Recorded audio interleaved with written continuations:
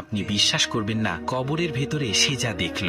একদিন এক কবর খননকারী কবরস্থানে নতুন একটি কবর তৈরি করছিল। খুঁড়তে খুঁড়তে হঠাৎ পাশের একটি পুরনো কবরে আঘাত লাগে, দেয়াল ভেঙে ধসে পড়ল। ভয়ে কাঁপতে কাঁপতে লোকটি কবরের ভেতর তাকাতেই থমকে গেল এবং তার পুরো শরীর কাঁপতে শুরু করলো। সে দেখল কবরের ভেতরে বসে আছেন এক নুরানি চেহারার সাদা দাড়িওয়ালা বৃদ্ধ।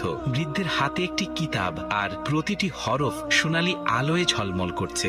তিনি প্রশান্ত কণ্ঠে তিলাওয়াত করে যাচ্ছেন। হঠাৎ বৃদ্ধের দৃষ্টি পড়ল সেই কবর খননকারীর দিকে। তিনি হাত উঠিয়ে শান্ত গলায় বললেন, আল্লাহ তোমার উপর রহম করুন, কিয়ামত কি এসে গেছে? কবর খননকারী কাপা গলায় উত্তর দিল, না হুজুর, কিয়ামত আসেনি। আমি নতুন কবর খুঁড়ছিলাম, ভুল করে পাশের দেয়াল ভেঙে ফেলেছি। বৃদ্ধ মৃদু স্বরে বলবেন, তাহলে বেটা, আমার কবরের দেয়াল আবার ঠিক করে দাও, যাতে আমি আবার তিলাওয়াতে মগ্ন থাকতে পারি। কবর খননকারী সঙ্গে সঙ্গে সম্মানের সাথে